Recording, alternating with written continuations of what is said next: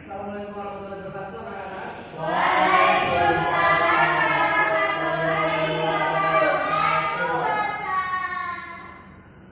Apa kabar hari ini? Alhamdulillah, luar biasa.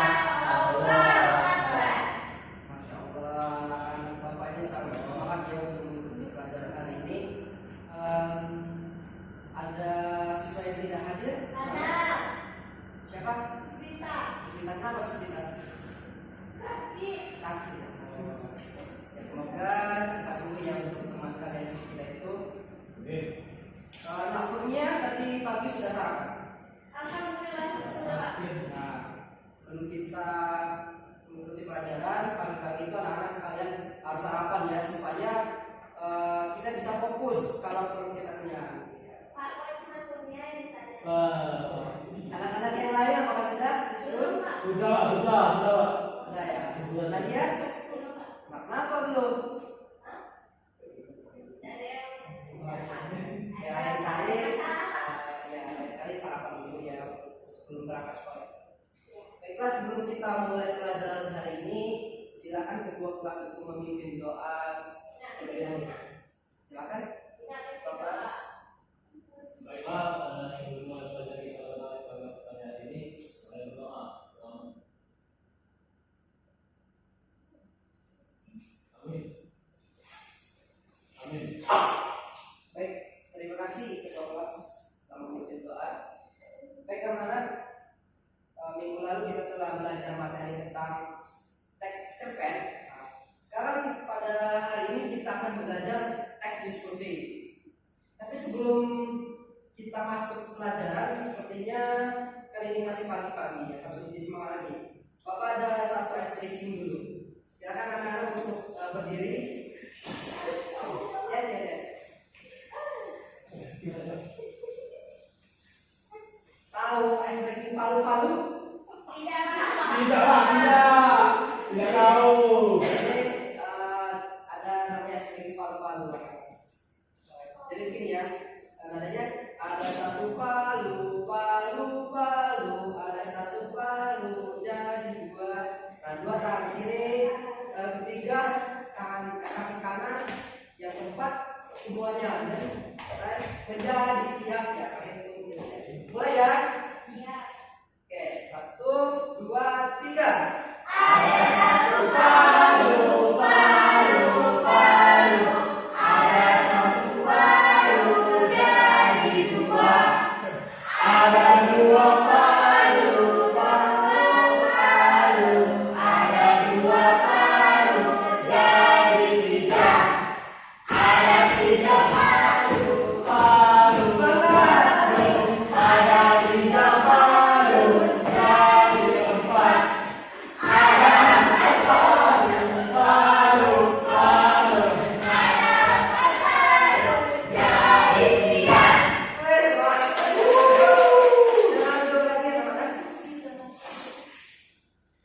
Terima kasih anak-anak yang telah melaksanakan breaking dengan baik. Baik anak-anak sekalian, pada hari ini kita akan belajar teks diskusi. Nah, harapan Bapak setelah kita belajar teks diskusi ini, anak-anak bisa mengetahui apa itu teks diskusi dan unsur-unsur yang ada di teks diskusi itu. Ada pendapat pro dan pendapat kontra. Jadi harapan Bapak bisa membedakan pendapat pro dan pendapat kontra. Baik, selanjutnya sebelum kita membahas materi, Bapak ada satu kata mutiara. Jika kamu mencari orang yang dapat mengubah hidupmu, maka lihatlah cermin. Dalam artian itu lihatlah diri kita sendiri. Karena diri kita sendirilah yang akan bisa mengubah hidup kita sendiri. Nah, baik, di sini ada, kita mulai saja masuk ke materi pertama, yaitu teks diskusi. Ada pengertian dan tujuannya. Ada yang bisa, apakah dia sudah ada pengetahuan tentang pengertian dan tujuan teks diskusi? Silakan. Saya, Pak. Baik, silakan Rahmat. Tes diskusi itu merupakan pendapat atau gagasan yang kemudian dikemukakan dalam membahas suatu permasalahan. Nah, ditulis dengan tugas. Oh, jadi itu adalah pengertian ya. Nah, yang disampaikan oleh Ahmad tadi, teks diskusi itu adalah narasi pendapat atau gagasan kita yang dituangkan dalam bentukan teks gitu ya, dalam membahas permasalahan yang sedang akan dibahas gitu, dan disampaikan dengan bahasa yang jelas. Baik, selanjutnya tujuan. Ada yang bisa menyampaikan? Teks silakan. Untuk tujuan teks diskusi itu tujuannya bertujuan untuk menguji pokok permasalahan menggunakan argumen yang telah disusun, Pak. Baik, benar sekali ya anak-anak sekalian. Jadi teks diskusi itu bertujuan untuk menguji pokok permasalahan atau bisa juga bertujuan untuk mencari solusi dari argumen yang disampaikan. Baik, itu adalah teks diskusi dan tujuannya. Sekarang ada struktur teks diskusi. Nah, di sini ada pendahuluan, isi atau rangkaian, dan kesimpulan dan saran. Ada yang bisa menjelaskan sedikit tentang struktur teks diskusi ini? Saya Pak. Silakan Nabila. Jadi struktur teks diskusi itu ada tiga. Yang pertama itu pendahuluan dan isu. Nah, pendahuluan ini berisi tentang fenomena dalam suatu permasalahan yang diceritakan. Lalu yang kedua ada isi. Isi itu rangkaian argumen. Nah, rangkaian argumen ini tentunya adanya suatu latar belakang atau pandangan dari setiap orang, baik itu dari pro ataupun dari kontra. Nah, lalu yang terakhir itu ada simpulan dan saran. Nah, dalam simpulan saran itu tentunya ada argumen sisi pro dan kontra ataupun evaluasi dari argumen yang ada di cerita tersebut. Lalu ada titik tengah dalam penyelesaian permasalahan yang diceritakan. Baik, tepat sekali pengertian struktur teks diskusi yang telah disampaikan oleh saudara atau Kak Rizvina. Nah, tadi Bapak telah menyinggung ya, dalam teks diskusi itu ada pendapat pro dan pendapat kontra. Nah, siapa nih yang tahu pengertian ataupun penjelasan dari pendapat pro dan pendapat kontra? Saya tak. Silakan. Iya. Pendapat pro ini adalah gagasan atau argumen yang menyatakan persetujuan atau mendukung terhadap isu yang dibahas. Baik. Sedangkan pendapat kontra, Mbak Nadia? Ya Pak. Kalau pendapat kontra itu merupakan pendapat yang menyatakan ketidaksetujuan dan menentang terhadap isu yang dibahas. Baik, terima kasih Mbak Kurnia dan Nadia yang telah menyampaikan pendapat pro dan kontra. Jadi jelas ya anak-anak, pendapat pro itu simple ya, itu pendapat yang mendukung. Sedangkan pendapat kontra itu pendapat yang menentang terhadap isu yang disampaikan. Nah, sekarang Bapak akan bagi anak-anak sekalian menjadi dua kelompok yang terdiri dari 2 orang dan ada yang 3 orang.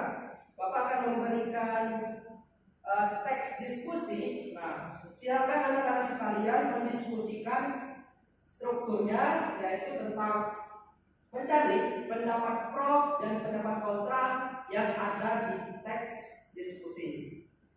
Baik, Bapak langsung bagi saja berdasarkan tempat duduk supaya lebih tertib. Silakan Mbak Kurnia dan Rizky Gunawan itu kelompok 1 dan kelompok 2, Nadia, Rahmat dan Rizkina kelompok 2. Kelompok 1 menyampaikan atau mencari pendapat pro ya, dan kelompok 2 mencari dan menyampaikan pendapat kontra yang akan dipresentasikan ke depan kelas. Baik, ini Bapak ada teksnya, silakan dicari. Kalian kelompok 2 ya, dan pendapat kontra. Dan ini Cak Gunawan pendapat pro ya. Silakan Bapak kasih 5 menit untuk kalian berdiskusi. Silakan.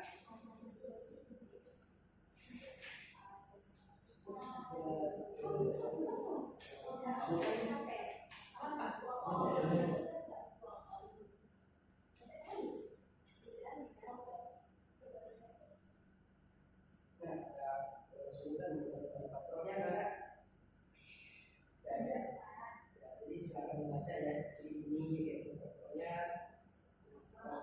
2 menit.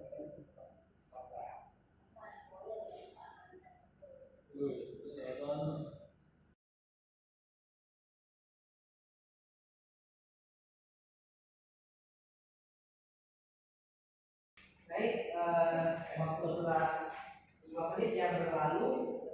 Silakan anak-anak sekalian menyampaikan mulai dari pendapat pro dulu ya. Jadi pendapat pro kelompok berapa? Satu. Silakan perwakilan kelompok 1 di depan. Silakan menyampaikan pendapat pro. Untuk dari teks pentingnya anak mempunyai handphone itu, pendapat pro yang kami temukan tadi itu pada bagian menggunakan berhenti kepada anak itu, orang tua jadi lebih mudah dalam memantau dan mengawasi kondisi anaknya setiap waktu.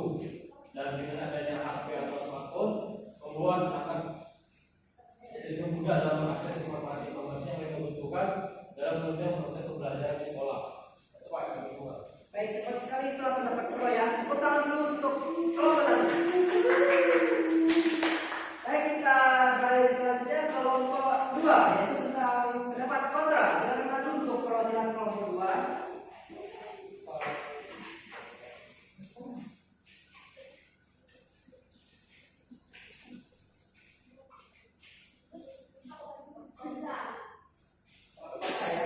Pendapat kontra itu, tidak semua informasi di internet itu baik dan pantas bagi mereka. Banyak pula konten berbahaya yang tidak boleh diakses oleh anak-anak. Selain itu, pemberian HP kepada anak-anak membuat mereka menjadi pribadi yang pasif dan susah bergaul dengan lingkungan sekitar karena lebih asik bermain game di HP-nya. Baik, tepuk tangan dulu untuk